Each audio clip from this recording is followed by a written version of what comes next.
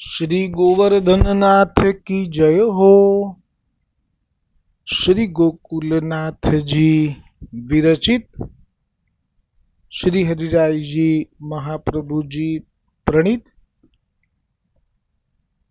252 वैष्णवन की वार्ता में वार्ता क्रमांक 88 जो अधूरो હતો जाको 3 बार आत्मनिवेदन करवायो। सो प्रसंग में कल यहाँ तक आयो હતો जो ये वैष्णव ने जब गुसाई जी के श्रीमुख से सुनियो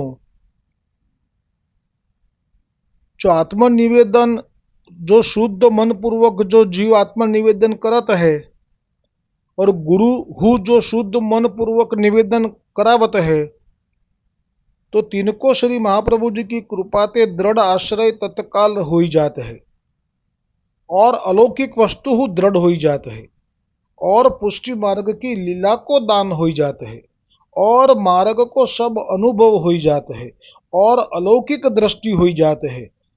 इतनो कहो तब ये वैष्णव को मनोरथ भयो जो मैंने तो ब्रह्म संबंध अभी तक लियो नहीं है, आत्मदिव निवेदन कियो नहीं है, तो ये तो वचनामृत सुनी के वा वैष्णव ने हूँ श्री गुसाई जी को विनंती करी दीनी।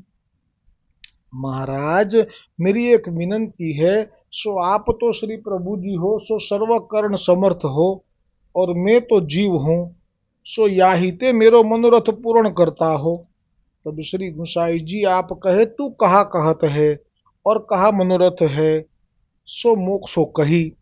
तब वह वैष्णव ने श्री गुसाई जी सो विनंती करी जो महाराज मोको पुष्टि मार्ग को लीला संबंधी दान कीजिए, सो आप कृपा करी के मोको आत्मनिवेदन करवाइए और मेरी आरती पूर्ण करिए। ता पाछे श्री गुसाई जी आप श्री गिरधर जी सो बुलाई कहो और श्री मुक्ते आज्ञा दिए जो काल ही आ क्षत्रिय वैष्णव को आत्मनिवेदन करवाओ। जो विनंती गुसाई जी ने करी थी, पण आप प्रभु छो, श्री कृष्ण छो गुरजना, એટલે જ કરતુમ કરતુમ અન્યથા કરતુમ સર્વ સામર્થ। વિનંતી ભલે આપને કરી પણ જરૂરી નથી કે એ આપ જ કરે, આપે તો गिरधरजीને આજ્ઞા કરી દીધી। काल ही आ वैष्णव को आत्मनिवेदन करवाओ, लेकिन ब्रह्म संबंध करवाओ। जो श्री नवनीत प्रिय जी के मंदिर में श्री महाप्रभु जी की पलंगड़ी के सानिध्य पुष्टि मार्ग की लीला संबंधी दान कराओ। એટલે આ જે પલંગડી છે શ્રી મહાપ્રભુજી વલ્ભાચાર્યજીની નવનીત પ્રિયાજીના મંદિરમાં, હવે એ વિશે આપણને હરિરાયજી જ કૃપા કરીને ભાવપ્રકાશમાં વર્ણન કરશે। ભાવપ્રકાશ હરિરાયજી કહે છે, યામે સંદેહ બહોત है, जो श्री गुसाई जी आपो व वैष्णव को आत्मनिवेदन क्यों नहीं कराए, श्री गिरधर जी सो क्यों कहे और श्री महाप्रभु जी के पलंगड़ी के सानिध्य निवेदन की क्यों कहे, यह तो रीति नहीं। कहते जो श्री महाप्रभु जी को तुलसी कैसे समर्पी जाए, तहाँ कहते हैं जो श्री गुसाई जी अपने अनुरूप पुत्र को प्रकट किए है।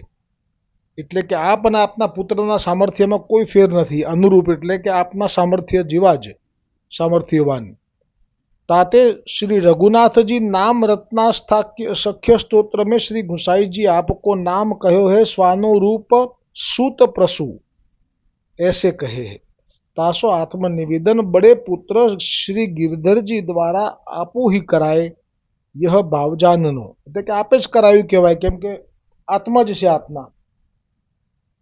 और श्री गिरधर जी आप धर्मी रूप है, सो उनमें विप्रयोग झलकत है। ताते विप्रयोग को दान दे या क्षत्रिय वैष्णव को लीलान को अनुभव तत्काल करावनो है। ताते श्री गिरधर जी को आज्ञा किए यह अभिप्राय है। और श्री महाप्रभु जी के पलंगड़ी सानिध्य आत्मनिवेदन की आज्ञा किए, सो याते जो श्री महाप्रभु जी वल्लभाचार्य जी आप स्वामी रूप है, सो पादुका जी के स्वरूप करी आप श्री ठाकुर जी के पास नित्य विराजत है। सो श्री स्वामी जी की कृपा बिनु लीला संबंधी दान न होई। सो बात आगे कृष्ण भट्ट की वार्ता में कही आए है। ताते श्री गुसाई जी आप पलंगड़ी के सानिध्य आत्मनिवेदन कराइवे की कहे, या में स्वामिनी भाव जतायो। जैसे इल्लम्मा गारू जी को श्री नवनीत प्रिय जी ने ब्रह्म संबंध दियो, तब दूसरे स्वरूप के चरणार बिंद में तुलसी समर्पी यह भावजाननो सो यह असाधारण प्रमेय कार्य है। આમાં મને આ એક વાક્ય ના સમજાયું। તબ दूसरे स्वरूप के चरणारविंद में तुलसी समर्पाए। આ મને આટલો તો ખબર છે કે ઇલમમાં ગારુજી હતા, એમને બ્રહ્મ સંબંધ લેવો હતો, પણ આપના પુત્ર એ આપની માતાને બ્રહ્મ સંબંધ ન આપી શકે એવી એક મર્યાદા ઊભી થઈ હતી। પણ ઇલમમાં ગારુજીનો તાપ જાણીને બ્રહ્મ સંબંધનો સાક્ષાત શ્રી નવનીત પ્રિયજીએ જ બ્રહ્મ સંબંધ આપ્યો। કારણ કે મહાપ્રભુજીને પણ આપનાર તો સાક્ષાત ઠાકોરજી જ છે। ગોવિંદ ઘાટ ઉપર, ઠકરાણી ઘાટ ઉપર જે લીલા થઈ ગોવિંદ ઘાટ ઉપર ગોકુલમાં, એટલે આપે અહીંયા નવનીત પ્રિયજીએ મંત્રો ઉચ્ચાર કરાવડાવ્યો ઇલમમાં ગારુજીને। ઇલમમાં ગારુજીને બ્રહ્મ સંબંધ લેવો હતો તેથી। तब दूसरे स्वरूप के चरणारविंद में तुलसी समर्पाई, यह भाव जाननो। पाछे दूसरे दिन वह वैष्णव को श्री गिरधर जी ने बहुत प्रीति सो आत्मनिवेदन करवायो। तब वह क्षत्रिय वैष्णव श्री गुसाई जी के पास आयो, सो साष्टांग दंडवत कर्यो। पाछे श्री गुसाई जी आपके सन्मुख वह वैष्णव बैठ्यो। तब श्री गुसाई जी आप श्रीमुख ते वचन कहो, जो पुष्टि मार्ग को लीला संबंधी तो दान नाही भयो है।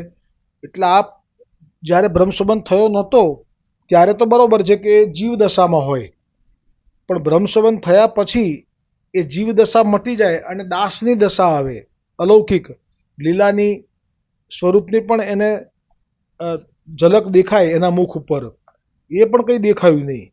એટલે શ્રી ગુસાઈજીએ મુખથી આ વચન કહ્યું કે પુષ્ટિ માર્ગ કો લીલા સંબંધી તો દાન નહીં ભયો, અને આમાં તો વિશિષ્ટ જે દાન કરવાનું હતું એ તો થયું નથી એમ કહ્યું આપે।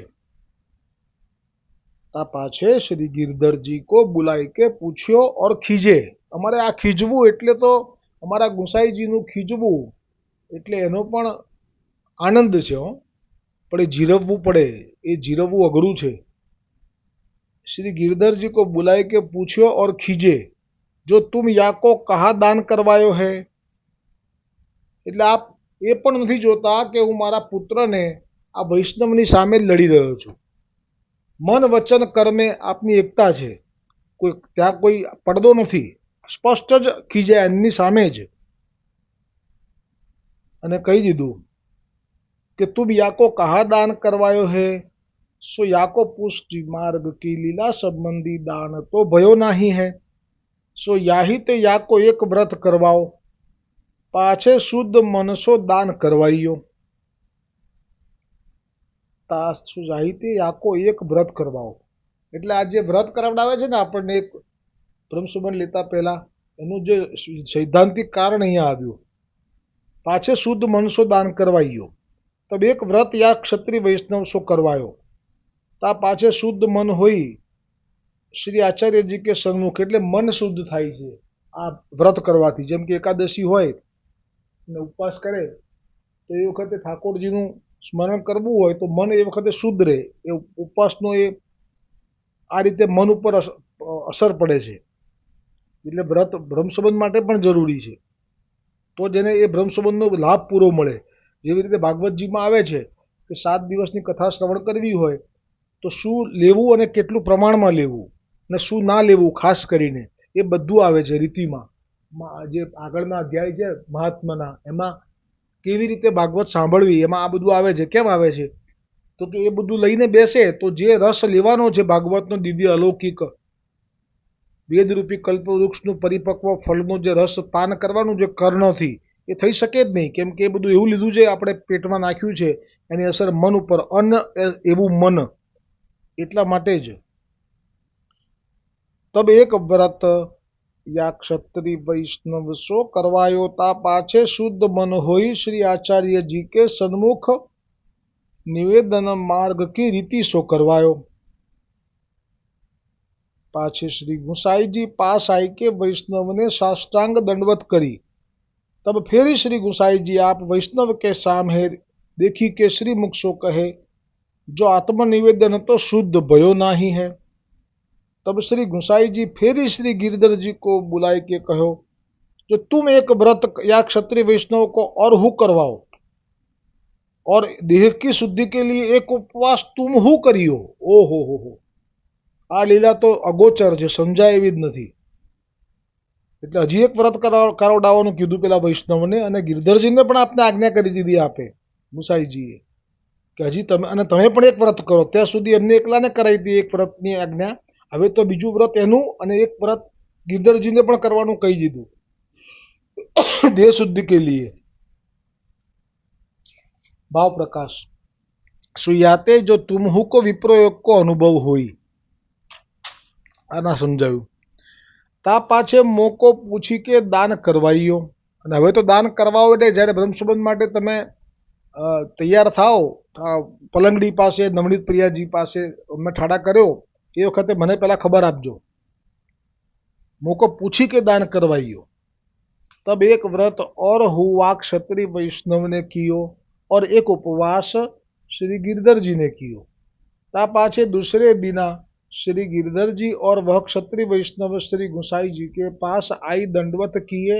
तब श्री गुसाई जी आप वा क्षत्रिय वैष्णव सो कहे जो अजहू तेरो अंतःकरण शुद्ध भयो नाही है. तब एक उपवास और करवायो. હા હા, હદ. આ ખરેખર મારી તો આ પહેલી વખત વાંચ્યું ને ત્યારે પણ મારી બરાબર જરાય ચાંચ જ નથી ડૂબતી મારી આમાં. એટલો અદ્ભુત પ્રસંગ છે, અલૌકિક પ્રસંગ છે આ તો.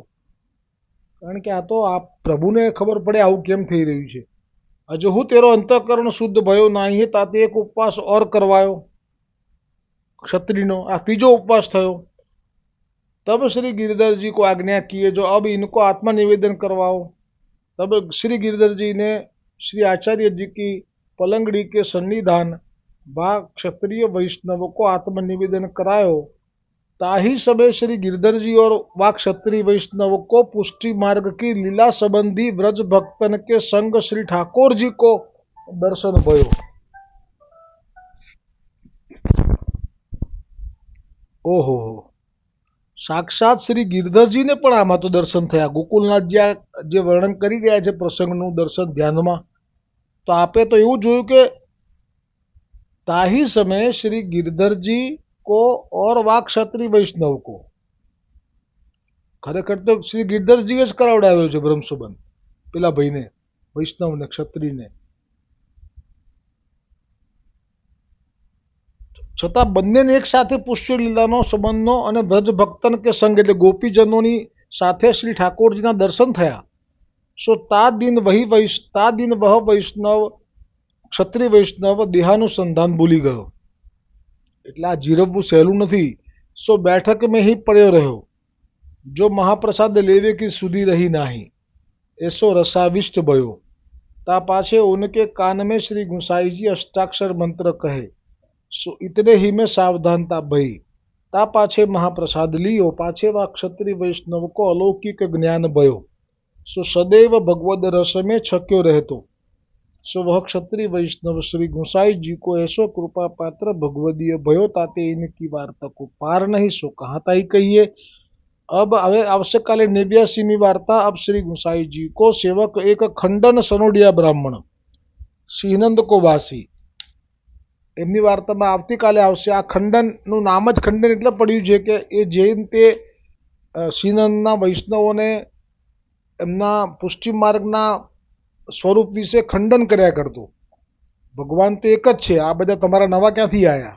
વલ્લભ, વિઠ્ઠલ, આ બધું શું છે? આવો વિચિત્ર. અને એને સમજાવે કે આ અમારો માર્ગ છે, અમારા ગુરુએ આજ્ઞા કરી છે, અમે એ પ્રમાણે કરીએ છીએ. તો કે ના, એક જ માનો, અમે કહીએ છીએ એક જ માનો. એટલું જ નહીં, ગુસાઈજીનો ઉત્સવનો દિવસ હતો અને ગુસાઈજીની વધાઈ ગાન થઈ રહ્યું હતું. અને ત્યારે આવીને કહે છે કે આ શું ગાવ છો, આમ કરો.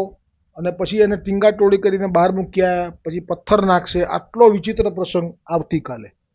બોલો શ્રી ગોવર્ધનનાથ કી જય હો, વલ્લભાધીશ કી જય હો, श्री गुसाई जी परम दयाल की जय हो, श्याम सुंदर श्री यमुने महारानी जी की जय, वल्लभ कुल परिवार की जय, अपने अपने गुरुदेव की जय. दृढ़ इन चरणन केरो भरोसो, दृढ़ इन चरणन केरो. श्री वल्लभ नख चंद्र छटा बिन सब जग माजू अंधेरो भरोसो दृढ़ न चरणन केरो साधन और नहीं आकली में जासो होय निवेरो सूर कहाँ कहे द्विविध धरो बिना मोल को चेरो भरोसो दृढ़ इन चरणन केरो दृढ़ इन चरणन केरो भरोसो दृढ़ इन चरणन दृढ़ इन चरणन दृढ़ इन चरणन केरो। श्री गोवर्धन नाथ की जय।